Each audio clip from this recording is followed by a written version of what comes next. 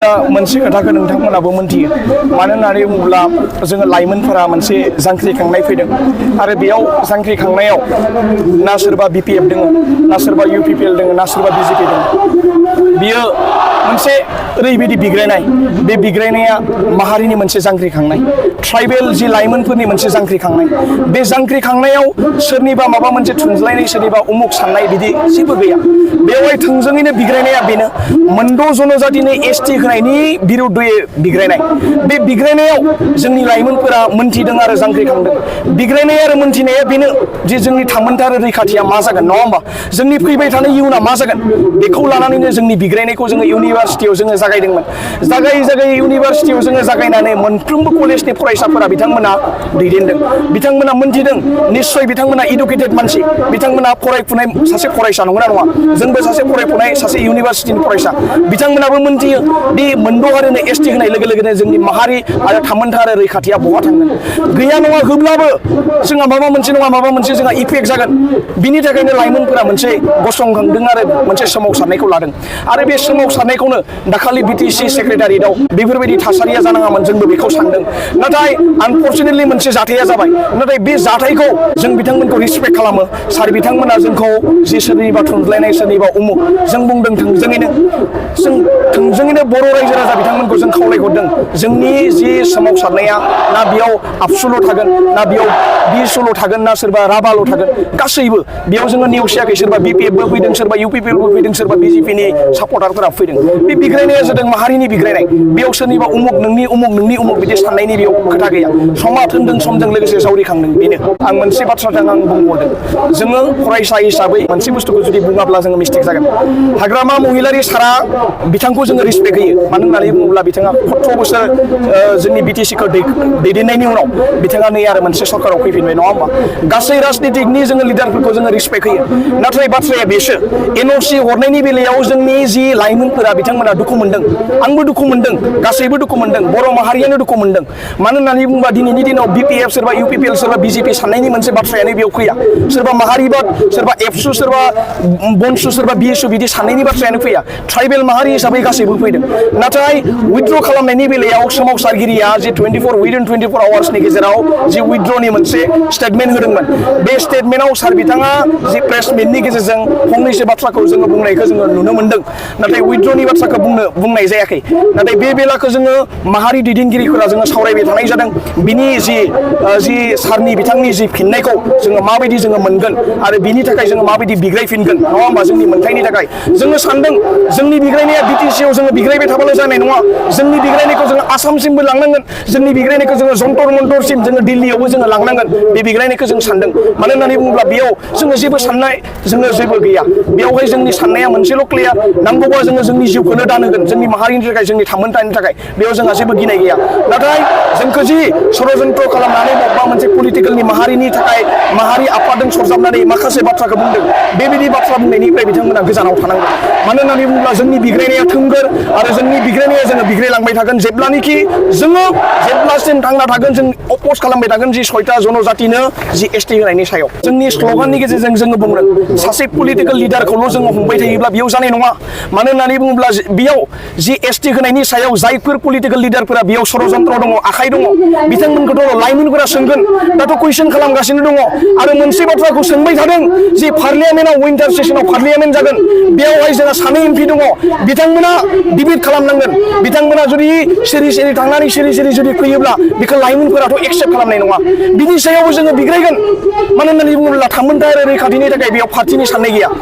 पार्टिजों जुदि डिभाइड जुदि जाबाय थायोब्ला बर' हारिया ट्राइबेल माहारिया जोबस्रांनो बारा सम गैला बे बुस्थुखौ जोङो साननांगोन आरो नोंथांमोननि गेजेरजों मोनसे बाथ्राखौ आं फोरमायगोन जोंनि बिग्रायनायखौदि पलिटिकेलनि महर होनानै मोनसे षड़यन्त्र खालामनानै ससियेल मिडियायाव रायबाय थादों माखासे रायजोफोरा सोंखारिबाय थादों बिथांमोनखौ रायजो राजाफोरा कुइसन खालामनांगौ बिथांमोनखौ लाइमोनफोरा कुइसन खालामनांगौ मानो होननानै बुङोब्ला नैबे बिग्रायनाया फरायसाफोराल' बिग्रायोब्लाथ' जानाय नङा रायजो राजा बिथांमोनाबो ओंखारबोनांगोन सोरबा समाज सिबियारि बिथांमोनाबो ओंखारबोनानै बाहागो लानांगोन आरो बाहागो लानानै बिथांमोना थोंजोङैनो बुंनो हानांगोन जे 6टा जनजातिनो जुदि एसटि होयोब्ला जोंनि माहारिया मा जागोन थामोनथाया मा जागोन रैखाथिया मा जागोन बर' हारियाथ' दिनैनिल' थाखाय नङा ट्राइबेल माहारिया जुग जुग थांगोन बियो गाबोननि थाखाय सानबाल' जाया सोरबा राजनितिक दैदेनगिरिया लाबालाबनि थाखाय गादिखौ सानबाथ' बियो जानाय नङा होमबा बिथांमोनखौ जों रिसपेक्ट होयो बिथांमोनखौ रिसपेक्ट होनानैथ' जोङो बिथांमोनखौ दैखायदों बिथांमोनखौ जोङो शिफ बानायदों बिथांमोनखौ सोरबा मन्त्रि एमएलए बानायदों नंगौना नङा जोंनि साननाया बेसो बिथांमोनाबो बाथ्रा बुंनांगोन सोरखौबा जोङो सासे राजनितिक दैदेनगिरिखौ जों सानखारिबाय थाबा जाया बेयाव लिपटआव थानो हागौ माखासे दैदेनगिरिया एमएलएफोरा मानो बाथ्रा बुङा मन्त्रिफोरा मानो बाथ्रा बुङा बेखौ जों कुइसन खालामनांगोन आरो कुइसन खालामबाय थादों आरो कुइसन खालामगोन आरो जों सोमावसारगोन आरो बिनि फिथाइखौबो जों होगोन खोथाया बेसो जोंहा आरो बिथांमोना जि ससियेल मिडियायाव गाज्रि फोसावबाय थादों बेखौ रायजो राजाफोरा थांनानै कुइसन खालामनांगौ जि एसटि होनायाव नोंथाङा लोब्बा दङ नामा एसटि होनायाव नोंहा जेबो खोथा गैया नामा होजानो लुगैयो नामा बेफोरबायदि माखासे कुइसनखौ सोंनांगोन लाइमोनफोरा फरायसाफोरा बिग्रायनायखौ मानो पलिटिकेल लाबालाब खालामनानै मानो डिभिजन खालामनो नागिरदों बे बुस्थुखौ सोंनांगोन बर' हारियाथ' राजनितिक फारसे जुदि लायोब्ला माब्लाबो खौसे जाया ट्राइबेल माहारिया लाइमोनफोरा मोनसे खौसे जानानै बिग्रायलांनो नागिरदों बेखौ मानो बाजादों हारिफोरा बेखौ बिजिरनांगौ बिथांमोना सरासनस्रायै ओंखारनानै बाथ्रा बुंबाय थादों गासैखौबो जों रिसपेक्ट होयो नाथाय जोंखौबो रिसपेक्ट होनांगोन बाथ्राया बेसो एफआइआर होनायाव जोङो जेबो साननो गोनां बाथ्रा गैया बिथांमोना मा साननानै एफआइआर होदों बेखौ जों मोनथिया नाथाय बाथ्राया बेसो फरायसाफोरा दिनै ट्राइबेल माहारिया लाख लाख स्टुडेन्टफोरा बिग्रायनो थाखाय रेडि बेयाव ना सोरबा उमुक पलिटिकेल पार्टिजों जड़ित दङ उमुकदो दङ ना सोरबा माहारिजों दङ सोरबा माहारि आफादजों दङ सोरबा दङ गासैबो ओंखारनानै मोनसे सोमावसारनो थाखाय बिथांमोनाबो रेडि दङ आरो बिनि थाखायनो दिनै ओंखारदों दाखालिबो ओंखारदों जेरैबायदि बिटिसि सेक्रेटारियेटआव जाबाय आरो बिथांमोना थोंजोङैनो बुंदों दि जोंनि मोनथाय आरो थामोनथायनि थाखाय जुदि राजनितिक दैदेनगिरिफोराबो जोंनि दैदेनगिरिफोराबो जुदि राव होआब्ला जोंथ' जिरायनानै थानायनि सम नङा नंगौना नङा जोङो बिग्रायनांगोन जोंनि मोनथायनि थाखाय सोर बिग्रायगोन नङाबा आरो बे बिग्रायनायखौ जुदि माबा मोनसे जुदि केस होनानै माबा मोनसे धमखि धमका होनानै जुदि माबा मोनसे जुदि खालामनो जुदि सानोब्ला बेयाव रायजो राजाफोरा फिननाय होनांगोन बेयाव जोंनि ट्राइबेल माहारिनि लाइमोनफोरा बेयाव फिननाय होनांगोन आरो ओरैनोथ' जों नागारनाय नङाना दा खोथाया बेसो बिथांमोना जों मोजां खामानि मावदों बिग्रायदों बिथांमोना समालोचना खालामबाय थादों बिथांमोना बुंदों उमुक बिदिथ' साननाङाना बेयावथ' नै ना सोरबा एबसुनिल' फैदों ना सोरबा उमुकनिल' फैदों बेयावथ' गासैबो फैदों आरो गासैबो फैगोन रायजो राजाया पलिटिकेलि डिभाइड जाबाय थानो नाङा दिनैनि समाव खौसे जानायनिसो सम बिथांमोना साननांगौ बेखिनि बाथ्राखौ आरो खौसेनि मोन्थोरजों जुदि थाङोब्ला निश्चय बर' हारिया ट्राइबेल माहारिया मोनसे दिसिम मोनहैगोन नंगौना नङा मान मर्यादाया जुदि जोबलाङोब्ला भबिष्यतनि जुदि जोबलाङोब्ला थामोनथा रैखाथिनि बाथ्राया बहा थागोन इयुन जेनेरेसना बहा थागोन आरो जायफोर आं मोनसे बाथ्राखौ आं खावलायनो लुबैगोन रायजो राजाफोरा जि गामि ओनसोलाव थागासिनो दङ बिथांमोना थुलुंगा होदों बिथांमोना जोंखौ सापर्ट खालामदों बिथांमोनखौ जोङो साबायखर बावदों नाथाय बिथांमोनाबो ओंखारबोनांगोन जायफोर जि ससियेल मिडियायाव जोंखौ गाज्रि रावदों बुंदों रायदों बिथांमोनाबो नुजाफैनांगोन मानो होननानै बुङोबा दिनैनि बिग्रायनाया सासे सानैनिल' बिग्रायनाय नङा सोरबा उमुक राजनितिक पार्टिनि सोरबा उमुकनि थाखाय बिग्रायनाय नङा बे बिग्रायनाया माहारिनि थाखाय बिग्रायनाय आरो माहारिया बिग्रायदोंब्ला बेयाव नों आं साननायखौ गारनांगोन आरो मोनसे खुन्थिया लानानैनो बिग्रायनानै बे थामोनथा रैखाथिखौ जोङो लाखिनांगोन आरो लाबथाबाय थानांगोन जोङो खावलायदों जोंनि सोमावसारनाया जाबाय आं नोंथांमोननि गेजेराव आं फोरमायदों जोंनि सोमावसारनायखौ जों ओरैबायदि खस्थ'आव जों लांबाय थादों सोरजोंबा जों धमखि होजादों दाखालि बिग्रायखांनायनि उनाव फैनायाव लावथिदों ओरैबायदि सामला सुमला बेयावहाय जेरबा मानि बिथांमोना बुना हरदों सोर बुदों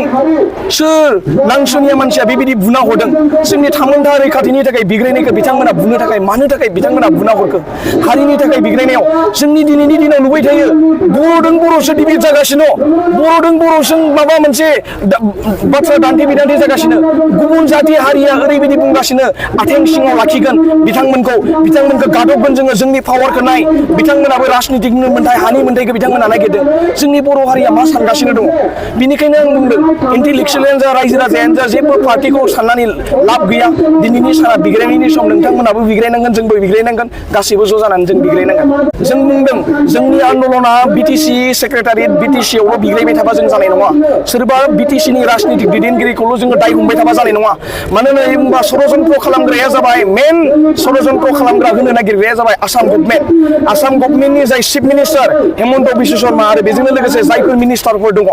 बेयाव मेन मानसियानो जायो बिसोरो बिथांमोनखौबो जों कुइसन खालामगोन जोंनि बर' माहारिनि जे राजनितिक दैदेनगिरि बिथांमोनखौल' जों सोंखारिबाय थाबा जों जाया स्टेट गभर्नमेन्टसिम जोङो थांगोन थांगोन स्टेट गभर्नमेन्टनिफ्राय जोङो दिल्लीसिम थांनानै जों जन्तर मन्तराव फरायसाफोरानो लोब लोब थांगोन जोङो बिग्रायहैगोन जोङो पार्लियामेन्टआव जोङो बिग्रायहैगोन जोंखौ हमदों जोंखौ जेल होदों जोङो जेबो जों साना माहारिया थांना थानांगौ बेनिखायनो गासैखौबो आं अनसायनो खावलायदों सोरबा